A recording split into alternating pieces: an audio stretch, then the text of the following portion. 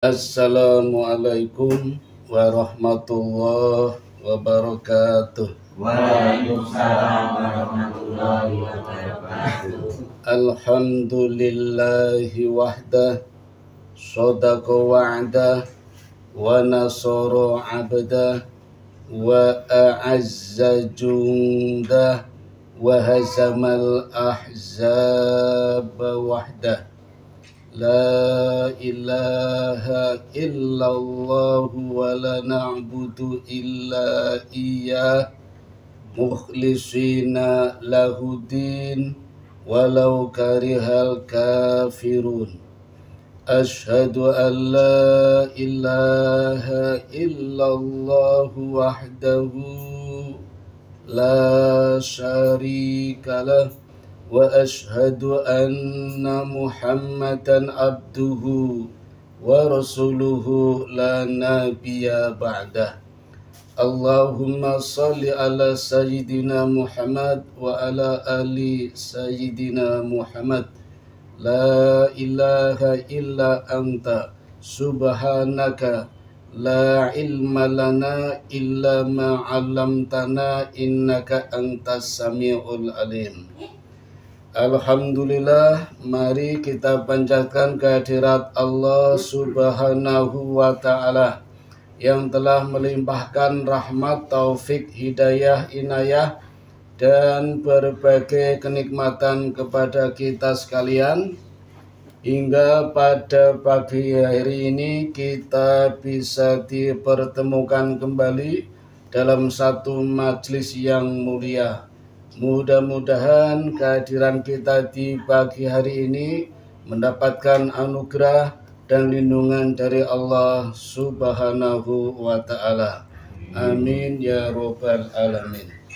Ikhwan wal akhwat rahimakumullah, lama kita tidak bertemu, tercatat kira-kira hampir 3 tahun. Saya masih ingat menjelang Ramadan, Ramadan 2 tahun yang lalu. Ya. Saya lupa nggak buka HP. Begitu baca WA ternyata sudah terlambat. Maka hari ini saya minta maaf yang kedua karena keterlambatan membaca WA.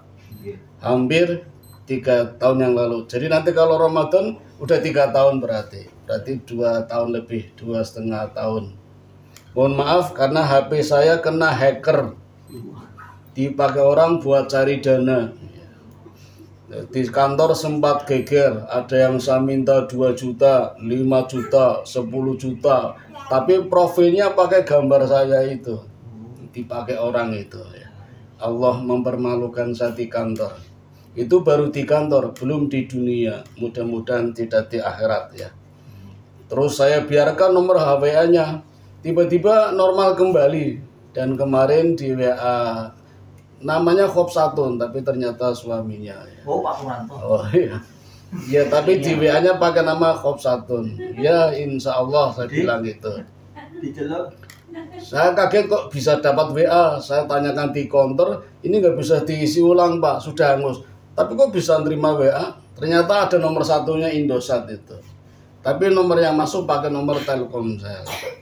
Nggak apa-apa, itu berarti takdir Allah untuk mempertemukan kita kembali.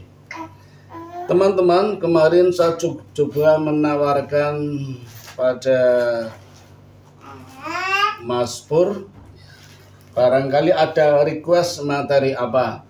Ternyata minta materi tentang kejujuran dalam bekerja.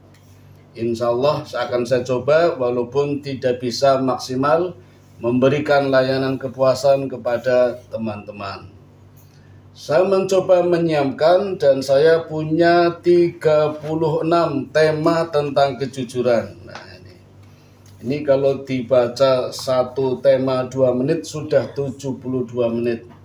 Padahal waktu yang dibatasi hanya sampai jam 9 ya. Jadi mungkin nggak semuanya. Atau saya coba satu dulu, nanti kalau ada waktu baru tambah lagi.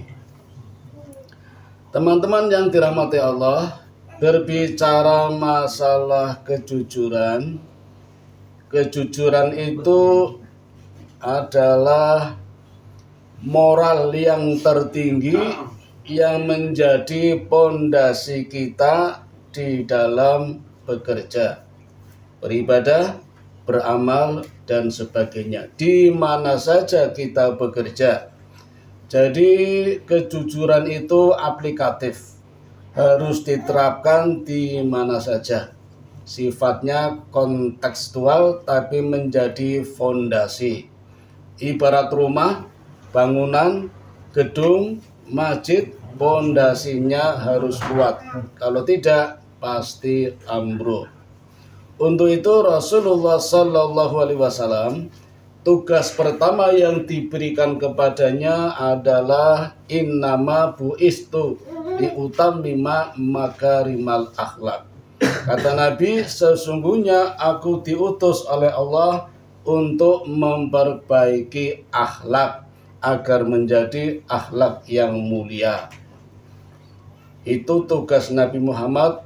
Allah turunkan untuk berdakwah di negeri Mekah, kota kecil yang dulu hampir tidak ada di peta. Nabi-nabi sebelumnya kebanyakan di Palestina, di Irak. Nabi Muhammad di Mekah, menunjukkan betapa bobroknya Mekah ketika itu, terutama dalam hal akhlak. Yang paling mendasar adalah kejujuran. Berarti di Mekah ketika itu yang namanya kejujuran jauh sekali. Yang sering adalah ketidakjujuran, kebohongan, kedustaan, dan kecurangan. Sampai tokohnya ada yang bernama Abu Lahab. Ini kalau makan lahap sekali ini. Orangnya bladok, iya. Bladok itu. Makannya banyak itu.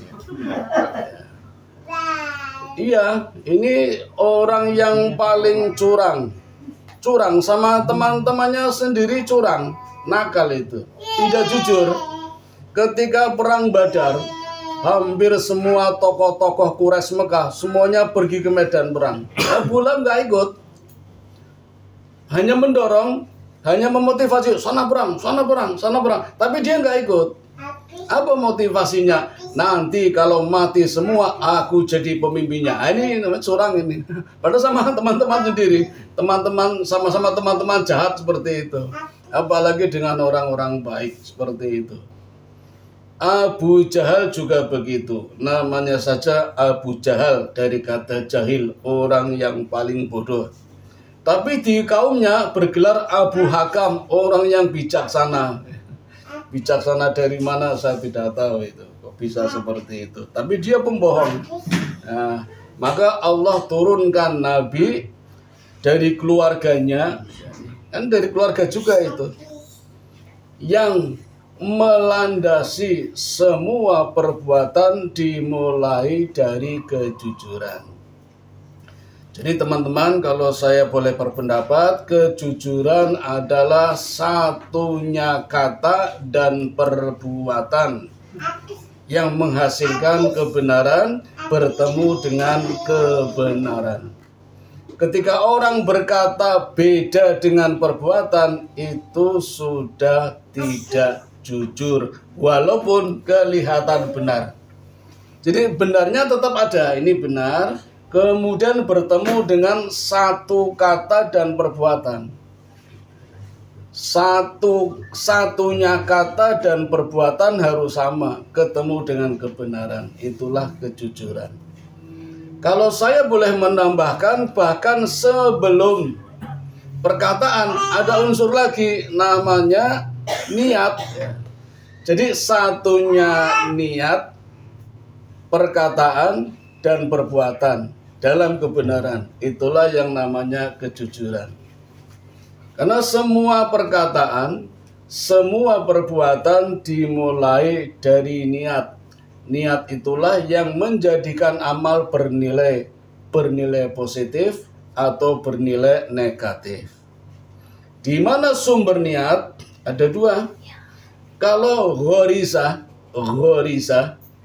itu dari hati kecil, hati sanubari, pasti niatnya baik. Akan menghasilkan perkataan yang baik, lisannya baik, ucapannya baik, dan selanjutnya perbuatannya juga